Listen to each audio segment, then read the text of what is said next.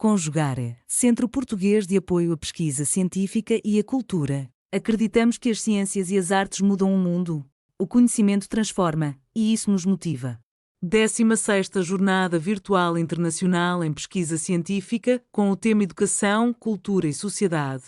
Realização dias 21, 22 e 23 de abril de 2026.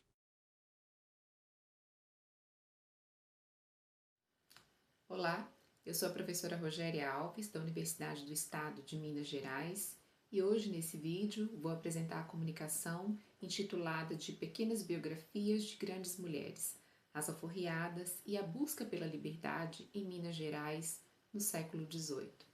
Bom, essa é uma pesquisa atualmente desenvolvida junto ao Departamento de História da minha universidade, que conta com a participação de um estudante de graduação na condição de bolsista de iniciação científica, o Matheus, que também vai se apresentar ao longo desse vídeo.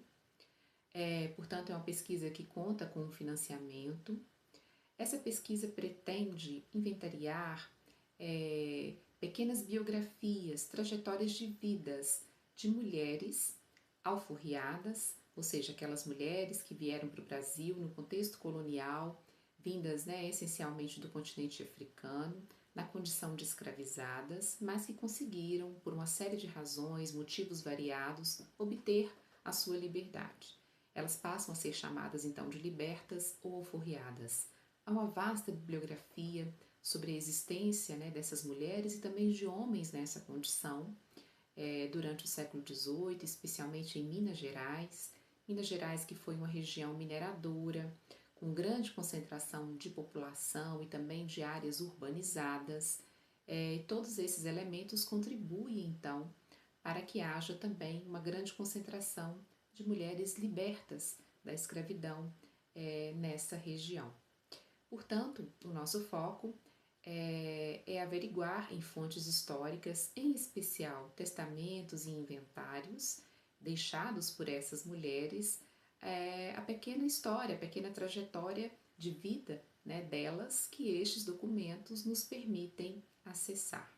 Bom, essa é uma pesquisa que eu venho desenvolvendo ao longo de mais de uma década. Ela tem início lá no meu mestrado, defendido em 2011, junto à Universidade Federal de Minas Gerais, e de lá para cá eu venho angariando outras fontes, refinando a busca por essas mulheres em diferentes arquivos históricos, e atualmente o nosso recorte prevê então essa escrita dessas mini biografias, porque é isso que as fontes históricas nos permitem dizer, falar sobre as trajetórias de vida dessas mulheres já no Brasil, nesse período colonial, e já em Minas Gerais, esse local também de grande circulação de pessoas, ideias, objetos e tudo mais.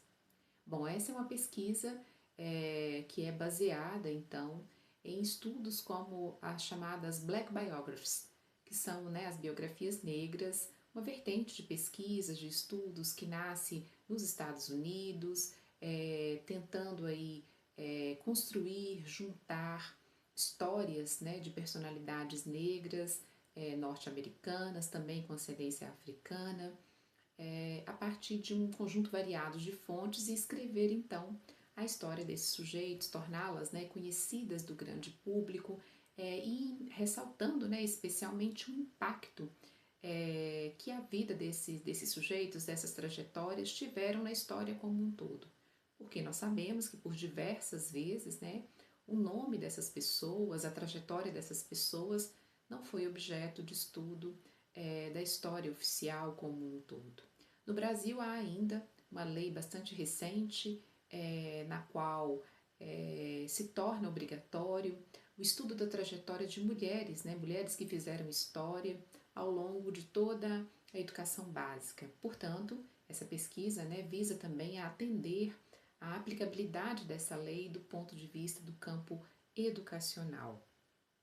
Bom, o que nós temos feito até o momento, nós temos 6 meses de pesquisa, nessa pesquisa com esse financiamento. O que nós temos feito é recolher dados biográficos, históricos nas fontes. Estamos trabalhando essencialmente neste momento com testamentos e inventários que pertenceram a essas mulheres E a partir, então, desses dados históricos, estão sendo construídas, né, pequenas biografias, textos, né, que contem um pouco da trajetória dessas mulheres, ou seja, como que elas viviam, quantos filhos possuíam, se eram casadas ou não, como que elas se declaram a respeito da sua origem, as dívidas que elas possuíam, os bens que tinham ali arrolados, tanto em seus, né, inventários como em seus testamentos, as últimas vontades que essas mulheres também dispunham com relação, né,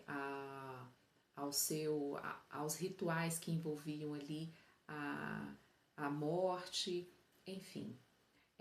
A ideia é trazer então à tona essas pequenas histórias, o nome dessas mulheres, suas origens e contá-las aí também como parte da história, né, dessas mulheres, grandes mulheres que fizeram história no Brasil colonial. Bom, o Matheus vai trazer alguns exemplos dessas biografias já construídas. Eu espero que vocês possam conhecer um pouco mais do que foi essa realidade colonial. Olá, eu sou o aluno Matheus Henrique Carneiro Rocha, estudante de graduação em licenciatura em História da Universidade do Estado de Minas Gerais, bolsista de iniciação científica, e hoje eu vou apresentar alguns exemplos de biografias produzidas no projeto Pequenas Biografias de Grandes Mulheres, as Alforriadas e a Busca pela Liberdade em Minas Gerais do século XVIII.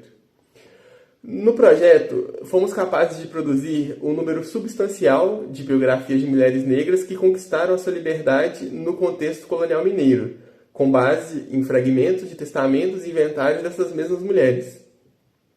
Ao analisarmos os conteúdos das diversas biografias, se tornam perceptíveis as diferentes maneiras de sobreviver e de se mover socialmente que essas mulheres encontraram na sociedade brasileira do século XVIII.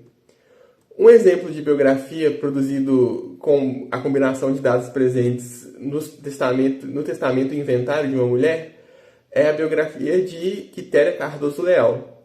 Quitéria Cardoso Leal foi uma mulher de origem crioula que se declarou natural de Costa da Mina, foi batizada na Bahia e que residia em Mata Cavalos, tendo seu testamento redigido em 21 de setembro de 1767. Quitéria foi filiada a diversas irmandades, incluindo a de Nossa Senhora do Rosário dos Pretos, São Benedito, Santa Efigênia e a Arquiconfraria de São Francisco, além de destinar dinheiro para a celebração de cerca de 250 missas na intenção das almas do purgatório, de sua sogra, de sua própria alma e a de seu ex-senhor.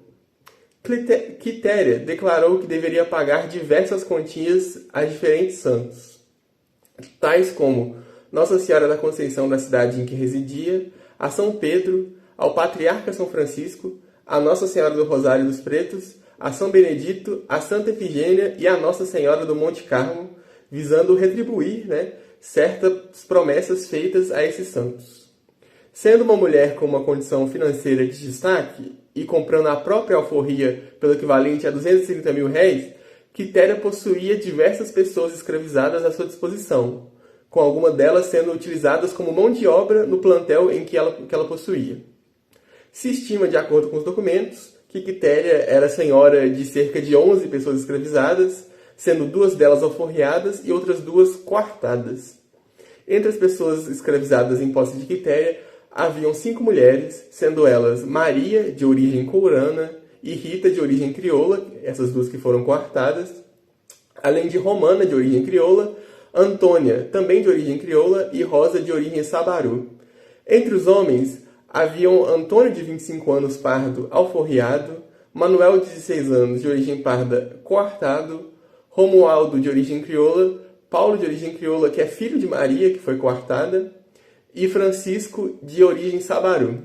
Podemos encontrar nos registros de que Quitéria dispôs em seu testamento que Custódio, um menino escravizado de 12 anos, por ser afilhado de seu marido, deveria ser alforriado e liberto, havendo registros de que Quitéria dizendo explicitamente que, por ser meu este menino, ficará conservado na companhia do meu marido. José Ferreira de Souza foi um homem forro de origem crioula, casado com Quitéria até o momento de sua morte, e sendo nomeado herdeiro universal de seus bens e auxiliando como testamenteiro de Quitéria. É interessante notar que, além de um alferes chamado Miguel Peixoto de Araújo, um vizinho de Quitéria chamado Manuel Fernandes também foi seu testamenteiro, e que o genro de Manuel consta como credor de uma dívida da própria Quitéria. Quitéria foi uma mulher de posses, e entre seus bens constava uma cabana com seu bananal grande com casas de telhas, na qual ela vivia, dois casais de vaca, um bezerro, ouro lavrado de peso com diamantes, além de mais uma morada de casas de telhas, móveis de casa, trastes em cobre, estanho, caixas e cofres. Quitéria, ela destaca que a cabana com seu bananal grande com casas de telhas, no qual ela vivia, foi uma compra que ela realizou nas mãos de seu ex-senhor. Compra essa que já foi completamente paga por ela mesma. Quitéria destacou no seu testamento que desejava o enterro na Irmandade de Nossa Senhora do Rosário, da qual era juíza, com o hábito de São Francisco ou de Nossa Senhora do Rosário, que ela escolheu ser enterrada com essas vestes. Temos outro exemplo também, de outra biografia produzida no projeto, que foi a de Catarina Gonçalves. Catarina Gonçalves foi uma mulher declarada liberta e natural do reino de Algarves e Portugal, apesar de residir no arraial de Bento Rodrigues, na freguesia dos Camargos. Tendo o seu testamento redigido no dia 10 de dezembro de 1773, não constava em sua abertura que ela foi uma mulher preta forra, como era comum em testamentos de mulheres alforriadas da época. Destaca-se também o trecho do testamento de Catarina, no qual ela declara que foi batizada na freguesia de Nossa Senhora da Conceição de Monchique, bispado de Lagos, do reino de Algarves. Não foram encontradas informações acerca de seu pai, mas encontramos em registros que Catarina era filha de Antônia Nunes, que foi uma mulher solteira. Ela possuía o estado civil de viúva, anteriormente tendo por cônjuge Domingos Gonçalves da Cunha, homem sobre o qual não possuímos muitas informações.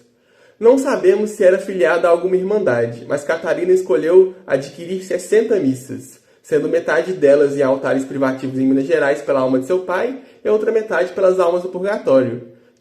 Catarina escolheu ser enterrada na capela de São Bento, no arraial de Bento Rodrigues, utilizando um hábito de São Francisco.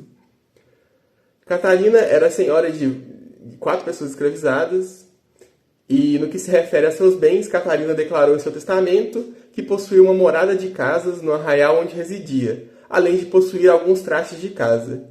Por fim, ela também declara no seu testamento que deixou à Casa Santa 8 oitavas de ouro, além de 10 oitavas de ouro a Nossa Senhora do Amparo. De modo semelhante, Catarina deixou esmolas na forma de ouro a 4 mulheres diferentes, sendo essas mulheres 8 oitavas de ouro a Maria Caetana, filha de Tomás Caetano, não sabemos quem seria essa pessoa, 8 oitavas a Caetana Lourenço, também não sabemos quem é essa pessoa exatamente, e 8 oitavas a Ana Gonçalves Martins e também 8 oitavas de ouro a Orinéia Martins. Essas são as informações que nós temos. Com o auxílio dessas pequenas biografias, que compilam as informações que possuímos acerca dessas mulheres, é possível ter um vislumbre de uma parcela da vida que essas mulheres levavam, as pessoas com as quais elas dividiam o cotidiano, quais rituais sociais eram importantes para a sociedade colonial e para si mesmas, e principalmente começar a entender as maneiras que foram encontradas por elas para tentar se integrar e prosperar em uma sociedade tão hostil e incerta para indivíduos negros do sexo feminino.